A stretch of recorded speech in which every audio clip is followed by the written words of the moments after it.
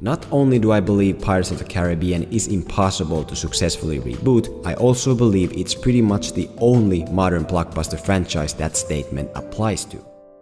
And this, combined with all the earlier points, is how you can successfully finish the story of Captain Jack Sparrow. It's how you can make Pirates of the Caribbean 6 great. No, God! No, God, please, no! No! No! They can keep getting away with it. They can't keep getting away with it!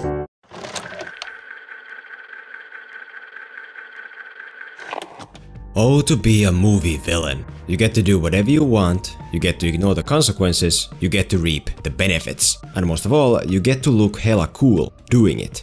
I'd be lying if I told you I haven't been wanting to make this particular video for a long time now. I am a film YouTuber after all, and this really is a topic that every last film YouTuber at some point touches, which would explain why there's an endless amount of these videos out there already. But in addition to being a film YouTuber, I am also only human, so obviously I just have to give my own opinions on this topic as well, because at the end of the day, villains really are cool, especially when they are well made. And when they are well made, it's not always clear as to why that is. You might think a villain is great, you just can't place what exactly it is that makes you think so, which is the reason we are here. We're going to go through some of the greatest villains in cinema history and examine the most important qualities behind their greatness. And as I said in my Unrebootable Movies video, no, this isn't a list of the greatest villains. That isn't the point. The point isn't the villains, it's the qualities behind the villains. You might not see your personal favorite bad guy here today, but the qualities we discuss could still apply to them as well.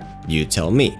Also, since examining every last evildoer ever would take an eternity, I'm only concentrating on qualities that are universally compatible. For example, one of the earlier entries I had was Unbreakable's Mr. Glass and his inner struggle with his bone disease. In other words, Mr. Glass has a major flaw and he has to struggle through it, which really grows him as a character. But ultimately, I ended up cutting this particular quality out because it isn't universally compatible. As in, it works great with Mr. Glass, but it wouldn't work at all with a villain that you want to build without any flaws whatsoever, someone like the T-1000 from Terminator 2.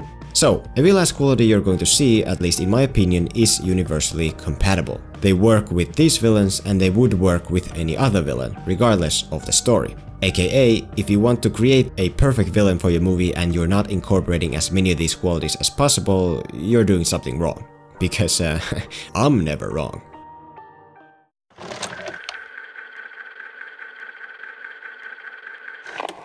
Since we are talking about villains, we might as well go through the most obvious entry right away. So, let's talk about the Joker. To many Batman fans, the one true Joker has always been Mark Hamill, and I would include myself in that group. But as for the live-action version, there really is nobody else that pulls this character off better than Heath Ledger in The Dark Knight, at least in my opinion.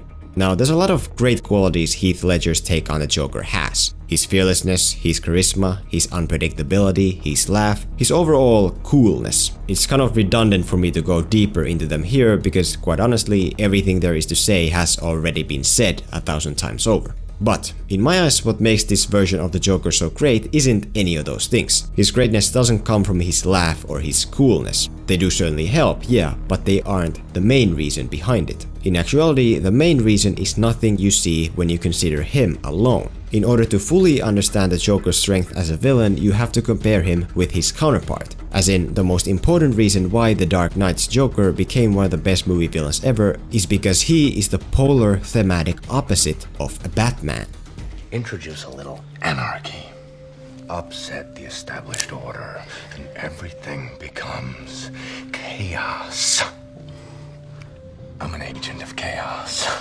Batman in The Dark Knight, above all else, represents order. He doesn't kill, he follows rules, he believes that deep down people are good. The Joker, on the other hand, represents the exact opposite. He is the physical manifestation of chaos. He kills without even looking. He is unbound by any rules. He believes that deep inside everyone else is just as ugly and crooked as he is. And it's this moral thematic distance between Batman and the Joker that raises this movie to be one of the very best comic book movies ever made, right up there with Spider-Man 2. If you want to make your villain great like the Joker, here's a tip. Don't copy his laugh, don't copy his mannerisms, don't copy his personality. It would be obvious and it would be weak. Instead, focus on the thematic relationship. Just like the Joker does with the Batman, make your villain the thematic opposite of your hero. Because the vaster the moral, philosophical distance between your hero and your villain, the stronger the conflict between them. And the stronger the conflict, the better the movie.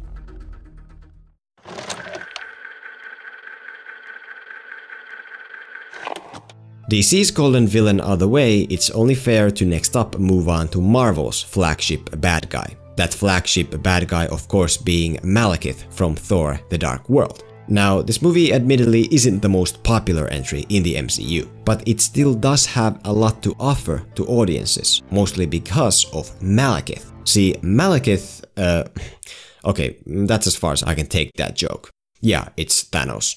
After Infinity War hit theaters, it was clear that the MCU's curse of mediocre villains had finally been broken entirely, all thanks to Thanos. As with the Joker, there's a bunch of great things to say about this character. He's very well acted, written, and animated. But at the end of the day, the true greatness of Thanos comes down to one core quality: his unyielding and clearly stated motivation. The Joker already taught us that great villains most often have the opposite morals from those of the heroes, so usually the incorrect and evil morals. And therefore, you would think that audiences then don't have to understand them, but in actuality, that couldn't be further from the truth. In fact, the only way a villain can ever get even close to being great is if audiences understand them exactly. Thanos' goal in Infinity War is to erase half of life from the universe, and in addition to having this goal, he also has a clear motivation for wanting to achieve it. He doesn't do what he does just because the script needs him to, nor does he do it because he's a so-called end of worlds. He does it because he truly believes in that goal, something Infinity War makes very clear. Thanos doesn't see himself as the bad guy. He wants to sacrifice half of the universe because he believes that if he doesn't, that would mean that all life will be lost, which is exactly what happened with his home planet. Now, don't get me wrong, audiences don't have to agree with the villain's motivation, of course not, but they have to understand where that motivation is coming from. If at the end of the movie we still have no clue as to what the main villain was doing or why, it's game over. Another bland, mediocre bad guy to add to the already huge pile.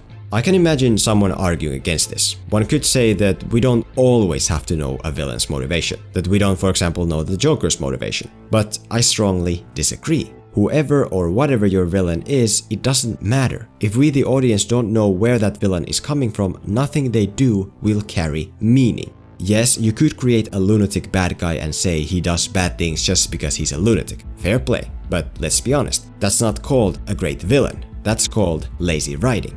Even if your villain is a crazy lunatic who does random things, you don't just stop there and call it a day. You still need to give them a goal that they believe in, the reason why they are doing random things. Looking at the Joker again, despite all his randomness and his unpredictability, we do know exactly what his motivation is. Everything he does, all the evil he unleashes on others, is for one thing, so that he can prove to Batman and everyone else that all people are just as bad as him. Again, we don't have to agree with that motivation, but we have to understand it.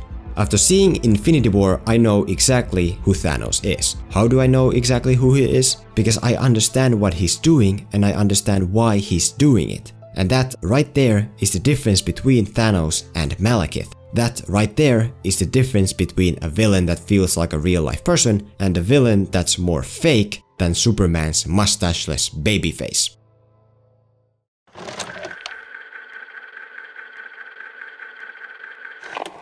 Moving away from comic books, I want to tell you a little story. My story with The Silence of the Lambs and Hannibal Lecter. I first saw this film when I was a lot younger, and at the time I didn't speak much English, because in Krakosia English isn't our native language. So the first time I heard Hannibal Lecter talking about eating someone's liver with some fava beans and a nice Chianti, I had no clue as to what half of those words even meant. Yet I still thought it was one of the creepiest, most ominous things I'd ever heard. which says a lot about Anthony Hopkins' Hannibal Lecter. He really is a physical incarnation of intimidation and menace, to the point where he transcends traditional words and language. As much as great villains have to have thematic opposition and clear motivations, in my opinion they also need to possess the quality of being menacing. The word menacing here having some leeway, obviously. A masked killer in a horror movie is going to be menacing in a bit different way than, say, a romantic rival in a rom-com, of course. But genres aside, at the end of the day, both of those villains do have to be menacing nonetheless, meaning they have to be someone the hero has no choice but to take seriously. They have to function as a proper threat. Admittedly, there is one argument I can think of right away. You could say that not every story needs a menacing villain. If a movie, for example, is a lighthearted comedy, a villain can work just fine without that quality. Not incorrect. But then ask yourself this: how many truly great comedy villains do you know of? I bet not that many, and I bet this is exactly why. And I also bet that if you do know some truly great memorable lighthearted villains, they do at some point pose a serious threat to the hero, be that villain from a comedy or a Disney children's cartoon. No matter what genre your villain is in, at one point or another they do have to become a menacing threat to the hero in order to be great. And honestly, there aren't too many characters who do this more effectively than Hannibal Lecter. He might be behind bars, he might be bound from head to toe, but regardless, you can never feel safe around him, which is why he's a villain you'll never forget.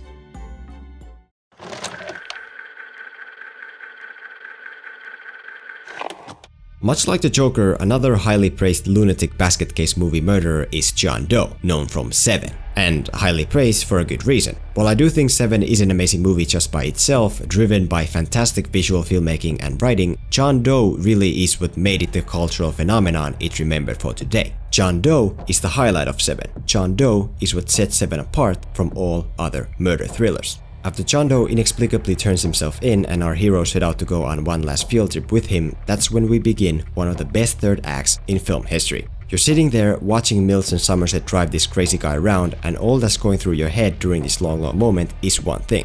What the hell is this dude going to do? What last big ace does he have up his sleeve? After all these brutal killings and murders, what kind of huge endgame has he prepared for us? Honestly, the third act of Seven gets to the point where whatever happens, it couldn't possibly live up to the expectations the audience has built up. But the weird thing is, it does. And it does it in a better way than anyone could have ever anticipated. It does it by going personal. The further the car ride goes, the bigger our expectations get. Oh, he must have set up an ambush for the cops. Oh, he must be blowing up the White House. Oh, he must have 3 boxes that turn the sky orange and make tentacles grow from the ground. But no, it's nothing like that. There is a box involved, yes, but not in a way you'd expect. Not in a big way. Because instead of going big, John Doe in Seven goes personal. As personal as any villain could go. In addition to the actual ending twist, if you give this car sequence a closer look, you'll notice that pretty much everything about John Doe is personal. Just listen to the way he talks about his victims. Wait a minute, I thought all you did was kill innocent people. Innocent? Is that supposed to be funny? An obese man?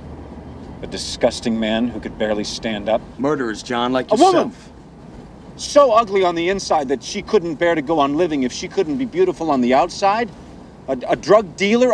A drug-dealing pederast, actually.